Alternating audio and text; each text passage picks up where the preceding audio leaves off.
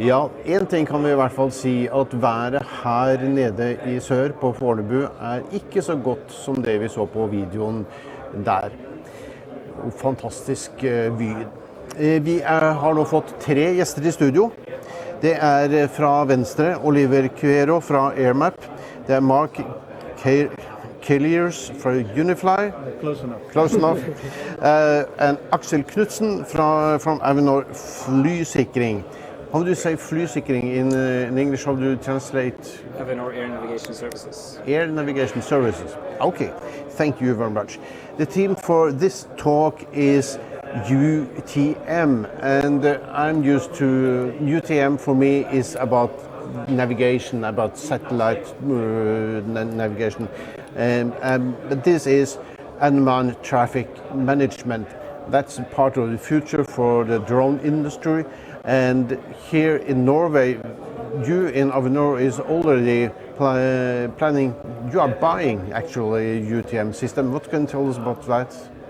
It's actually very hard to explain to someone what a UTM system is. It could be a lot of things, but in short for us it's going to be a way to communicate and interact with drone pilots in a much better way than we do today. If you want to fly a drone at one of our airports or near one of our airports, you have to call, you have to send us an email, you have to in some instances use a fax machine, and in 2019 that's obsolete. So we're moving into a more digitalized way of doing this, and we have to scale up for the volumes that will arrive with the drones. We already see today a massive amount of drones flying in the airspace, and this is only going to continue to grow. So the UTM system is going to be a way to interact between the drone operator and the air traffic controller.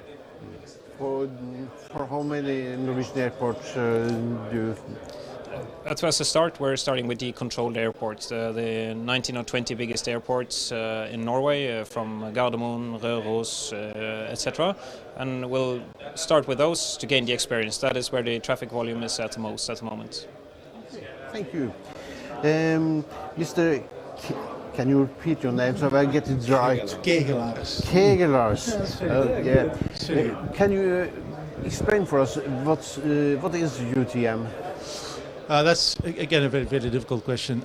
Now, we as a company, we provide UTM technology, and the idea of producing what we are doing now came in the heads of 2 military air traffic controllers in 2012. They saw that their low-flying jet and low-flying helicopters were starting to meet drones. So they said, we need to make a traffic management system specifically for drones. You could argue, why don't we use the standard air traffic management system for drones? Well, first of all, there's going to be a lot more drones than manned aircraft, and a lot more drone pilots than commercial pilots. And very often those drone pilots have not been trained to aviation standards, so you have to reach out to that community, and that's what UTM does. It makes it possible for an air traffic controller to communicate with the drone user community. Instead of radio communication, so to say? Well, radio communication is one thing, but it starts already in the planning process. If you look at how a flight is planned in the manned aviation world, it's quite cumbersome. Making an ICAO flight plan is a quite tedious task. One of the things that we wanted to provide is to the drone operators a very easy way to plan a flight, an easy way to issue a flight plan, and then for the air navigation provider, an easy way to communicate with that drone pilot on to approve or not approve or change the flight plan. Okay. Can you tell us a little bit more about this, Mr. Quero? So not much to add on top of that. What our vision is that UTM is also a service. So it's a platform, but it's also a service. And we believe that it's a good service, a collaborative service, not only for air traffic controllers to have awareness about the flights, where the flights are, but also for pilots to be aware of the nearby traffic that are around them, to be aware of if there is a place where they cannot fly, to be aware of some weather conditions. So at the end, UTM will provide, in exchange of providing situational awareness to the rest of the community, it will also bring you the benefits and new services to make your flight safe. how will we as drone pilots get an app and we will communicate with the traffic controller through that app? So there are many elements to that. So there are applications. So the application can take the form of a mobile application or web application, and also what we provide at AirMap is we go further in this integration of the UTM services into the day-to-day life of the pilots by providing APIs and SDKs, so they can get these services directly integrated into the tools that they use on the daily basis, because professional drone operators are using very advanced mission planners. They are building some new kind of applications that just like the one that we saw yesterday for Chula Vista, this Cape company that's just providing streaming services directly from the drones to the operation management of the police. So that will take three forms: a mobile app, a web app, and some special software development toolkits, so people can integrate them into their existing tools. One question goes to all of you, because I don't know who of you who might have the answer. Will this be expensive for the drone operators? If you're asking a commercial organization, will it be expensive? We say, no, it's not going to be expensive. Obviously, there will be a cost associated with it. But the anticipation is that will be very, very affordable. Very, very affordable. Affordable, yeah. Yeah.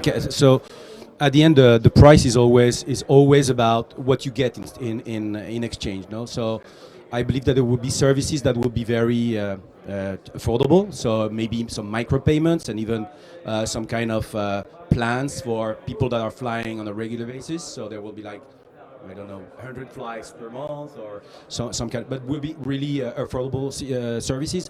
But then, as we evolve in the service, there will be more advanced services that will return a very effective, a huge benefits to the drone pilot in terms of automation, workflow automation, service automation.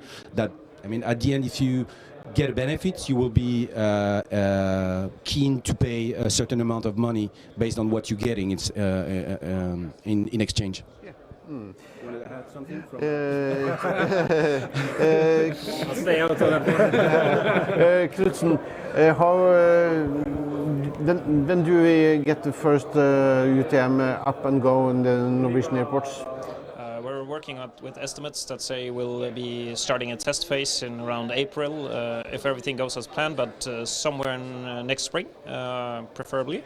And we'll start to roll out afterwards. The test period have ended, so sometime next year, at the first quarter, second quarter, if everything goes as planned. Yours of you, is Norway the first country taking this into operation? Clear answer, no, it isn't. No. Sorry about that. We actually have in Europe 4 countries where a UTM system is in operation for the entire country. And the most advanced one is probably Skies in Belgium. They now have a system operational in the entire country. All commercial pilots are registered in the system. All commercial pilots have received a tool to do their plans, to their flight plans. If they need to file a flight plan, they can do that. If they have to ask for the flight approval, they can do that with the hit of a button. And we provided the ANSP with a wide set of tools to approve the flights of those pilots. So it is operational, has been for a number of months now. Sorry, not the first one. So, not the first one. Okay, shit happens. In Belgium, is it mandatory for commercial drone pilots to use this? For the commercial drone pilots, they have to use that system. Yes, it's actually Skies that provides the service, and the drone pilots get that a log into that system as part of their pilot license. So that's how they operate. Okay, so the future is already here. So that's what I'm saying. The future is already there. Okay, then we learned something new today too. Okay, thank you all 3 of you.